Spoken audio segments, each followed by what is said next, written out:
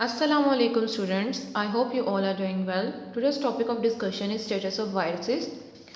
Viruses living और non living के border line पे प्रेजेंट है, ठीक है। इनकी क्रिस्टलिन नेचर की वजह से इनको नॉन लिविंग कंसीडर किया जाता है। ये ए सेलुलर हैं। ए सेलुलर मीन्स इनमें कोई भी सेलुलर ऑर्गेनाइजेशन प्रेजेंट नहीं है, लेकिन फिर भी इनमें लिविंग ऑर्गेनिजम्स की कुछ करेक्टरिस्टिक्स प्रेजेंट होती हैं, जैसे कि इनकी बॉडी में डीएनए प्रेजेंट होता है। इनमें या तो आरएनए प्रेजेंट होता है या डीएनए, और उसमें भी प्रोटीन कोड की कवरिंग मौजूद होती है, ठीक है। ये सिर्फ लिविंग सेल्स में ही रिप्रोड्यूस कर सकते हैं, जहाँ पे ये बहुत से डिजीज़ कॉज करते हैं। यहाँ पे आपके पास कोरोना वायरस की भी एग्जांपल आ सकती है, वो भी एक वायरस है और लिविंग सेल्स में ही रिप्रोड्यूस करता है। इनको ऑर्गेनिजम्स कंसीडर नहीं किया जाता, इसी वजह से इनको 5 किंगडम क्लासिफिकेशन सिस्टम में ऐड नहीं किया गया। उसी तरह ही आपके पास प्रायोन्स और वायरोइड्स हैं, ये भी ए सेलुलर पार्टिकल्स हैं और इनको भी ऑर्गेनिज्म कंसीडर ना करते हुए 5 किंगडम क्लासिफिकेशन सिस्टम में ऐड नहीं किया जाता।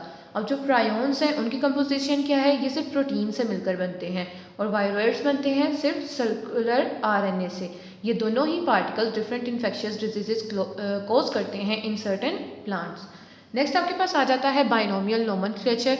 ये एक ऐसा मेथड है जिसको यूज़ किया जाता है डिफरेंट लिविंग ऑर्गेनिज्म को साइंटिफिक नेम देने के लिए। जैसा कि आपके पास वर्ड है binomial, by means two, nomial name. अब यहाँ पे आपके पास 2 नेम्स आते हैं। फर्स्ट नेम आपके पास हमेशा होता है जीनस नेम और सेकंड हमेशा होता है species name. Swedish biologist Carolus Linnaeus ने सबसे पहले इस सिस्टम को इंट्रोड्यूस करवाया और उन्होंने ही इस सिस्टम को यूज़ किया, और ये सिस्टम बहुत जल्दी ही यूज़ में आ गया और बहुत ज़्यादा पॉपुलर हो गया। और जो नेम्स कैरोलस लीनियस ने उस टाइम पे दिए थे वो आज भी यूज़ किए जाते हैं। नेक्स्ट आपके पास है यहाँ पे डिफरेंट रूल्स कि हम किस तरह साइंटिफिक नेम राइट कर सकते हैं। अब यहाँ पे जो यूनिवर्सली अडॉप्टेड रूल्स हैं वो आपके साथ शेयर किए गए हैं कि साइंटिफिक नेम हमेशा प्रिंट किया जाता है इटैलिक्स में। जैसे ये आपके पास एग्जांपल है, यहाँ पे होमो सैपियंस इटैलिक में लिखे गए हैं, ठीक है। और जब हम लोग खुद लिखते हैं, हैंड रिटन लिखा जाता है, तो उन वर्ड्स को हम अंडरलाइन कर देते हैं, ठीक है। सेकेंड रूल है आपके पास कि हमेशा जो जेनरिक नेम यानी कि जो फर्स्ट नेम होगा उसको हमेशा कैपिटल लेटर से लिखा जाएगा, लेकिन जो स्पीशी नेम होगा वो कभी भी कैपिटलाइज नहीं किया जाएगा, चाहे वो कितने ही प्रॉपर नेम से क्यों ना ड्राइव किया जाए। Third rule is scientific name को हम लोग जब फर्स्ट यूज़ किया जाए तो उसको लिखा जाता है फुल फॉर्म में, लेकिन अगर सेम जीनस की डिफरेंट स्पीशीज़ की आप लिस्ट बना रहे हो तो क्या किया जाएगा, हम लोग वहाँ पे जीनस के नेम के लिए इनिशियल यूज़ कर लेंगे। जैसे आपके पास ई कोलाई की एग्जांपल है।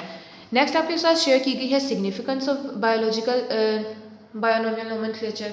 बायोलॉजिकल रिसर्च में हम क्या करते हैं कि कॉमन नेम्स डिफरेंट प्रॉब्लम्स कोज करते हैं। डिफरेंट रीजन्स में आपके पास डिफरेंट नेम्स यूज़ किए जाते हैं एक ही ऑर्गेनिज्म के लिए। जैसे आपके पास एग्जांपल है एनियन की, उसको उर्दू में प्याज कहा जाता है और डिफरेंट रीजन्स पाकिस्तान में ही उसके डिफरेंट रीजन्स में प्याज को कहा जाता है गंडा, बसल और बसल वगैरह। इसी तरह ही दूसरी कंट्रीज़ में अनियन के लिए दूसरे नेम्स यूज़ किए जाते हैं। अगर हम साइंस में बात करें तो इसका एक सिंगल नेम है, डैट इज़ एलियम सीपा। और कुछ केसेस में क्या होता है कि डिफरेंट ऑर्गेनिजम्स को सेम कॉमन नेम से बुलाया जाता है या उनका नेम वही यूज़ किया जाता है। अब जो आपके पास ब्लैक बर्ड है, इस बर्ड को इस कॉमन नेम को यूज़ किया जाता है क्रो के लिए भी और रेवन के लिए भी। अब नेक्स्ट आपको यहाँ पे बताया गया है कि कॉमन नेम्स की कोई साइंटिफिक बेस नहीं होती। जैसे आपके पास एग्जाम्पल है कि जो ओवरऑल स्टडी की गई है उसमें बताया गया है कि फ़िश एक वर्टिब्रेट एनिमल है जिसमें फिन्स और गिल्स प्रेजेंट होते हैं, ठीक है।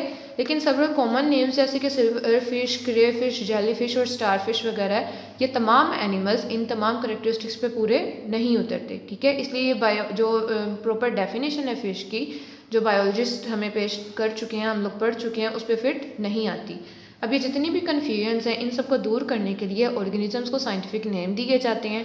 हम किस मेथड को यूज़ करते हैं, बायनोमियल नोमेनक्लेचर को, ठीक है। अब इस सिस्टम की इंपॉर्टेंस किस वजह से इतनी ज़्यादा है, क्योंकि इसको वर्ल्ड वाइड यूज़ किया जाता है और इसके जो नेम्स हैं वो बहुत ज़्यादा स्टेबल होते हैं, हर कोई इनको यूज़ करता है। बायोनोमियल नोमेनक्लेचर में जितनी भी स्पीशीज़ हैं उनको हम जस्ट 2 वर्ड्स यूज़ करके आइडेंटिफाई कर सकते हैं। उस सेम नेम को तमाम दुनिया में यूज़ किया जाता है, तमाम लैंग्वेजेस में यूज़ किया जाता है और उसके लिए किसी ट्रांसलेशन की भी ज़रूरत नहीं होती। जैसे आपके पास यहाँ पे एग्जांपल्स हैं, scientific name of onion is Allium cepa, common sea star, Asterias rubens and house crow, Corvus splendens. यहाँ पे ब्लू बॉक्स में आपके साथ इन्फॉर्मेशन शेयर की गई है कि जो ऑर्गेनिजम्स हैं, जिस रिसर्चर ने या साइंटिस्ट ने उन्हें ढूंढा होता है, उसके नेम में या उसके ऑनर में भी हम उसका यहाँ पे नेम रख लेते हैं। जैसे आपके पास यहाँ पे ऑर्किड ट्री की बात की है, माउंटेन एबनी, उसका साइंटिफिक नेम है बोहीनिया वेरीगेटा। ठीक है, इसको आप एमसीक्यूज के लिए याद कर सकते हो। आपके पास यहाँ पे स्विस बॉटनिस्ट थे बोहिन, उनके नेम से ही इस प्लांट का नाम रखा गया है। ये एक ऑर्नामेंटल ट्री है और साउथ ईस्ट एशिया में मिलता है। ओके क्लास, थैंक यू, अल्लाह हाफिज़।